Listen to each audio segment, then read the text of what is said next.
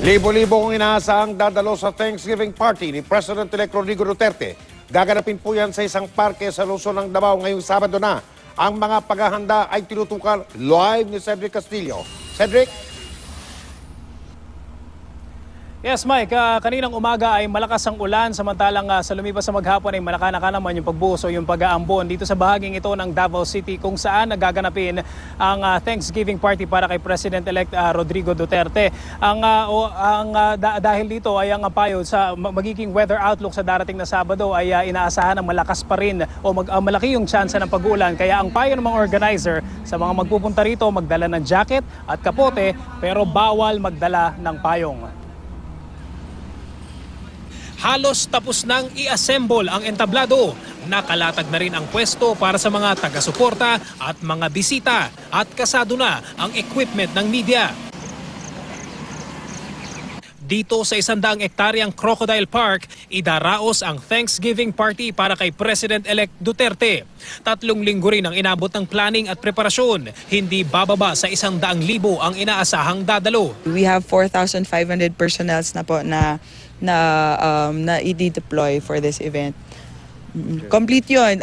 PNP, NBI, PDEA, AFP. Mula 1:00 ng hapon ng Sabado hanggang 1:00 ng madaling araw kinabukasan ang selebrasyon.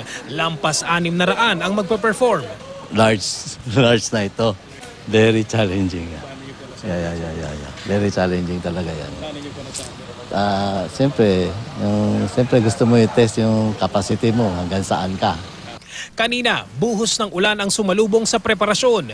Base sa Metro Weather, posible ang mahina hanggang katamtamang ulan mula umaga hanggang dakong 3:00 ng hapon sa Davao City sa Sabado. Rain or shine tuloy po. They can bring raincoats but not umbrellas because umbrellas can be used for as a deadly weapon. Bawal ang droga sa event na ito. Bawal ang mga big bags, bawal ang mga water containers, kung pwede transparent. Yung kung may food man silang dalahin, dapat nasa plastic po na transparent.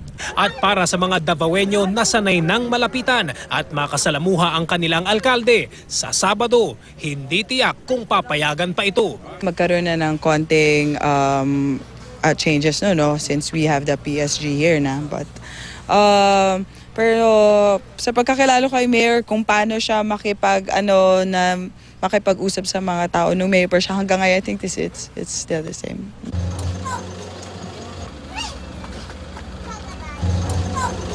Mike, para sa mga kapuso natin na magpupunta dito sa Crocodile Farm, sa darating na Sabado, inanunsyo ng management na half-day lamang yung operation nila o hanggang 12:00 ng tanghali. Siyempre para bigyan ng pagkakataon yung Thanksgiving party sa araw na yun ng Sabado. Samantala, Mike, pakita natin itong live video dito sa ating sa venue ng concert. 8:00 ng gabi bukas hanggang 6:00 ng umaga sa darating na Sabado ay isasara sa publiko itong buong Crocodile Park.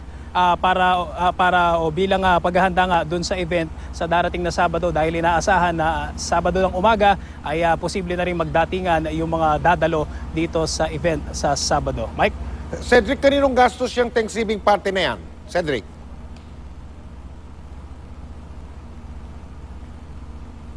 Natanong natin kanina, Mike, yung organizer, ang sinabi niya is malaki daw talaga yung magagastos dito pero meron daw silang mga sponsors na nakuha ko. So kung ang tanong natin kanina is kung yung local government ba may gagastusin dito, wala raw dahil puro mga donations ito at mga sponsors, Mike. Maraming salamat, Cedric Castillo.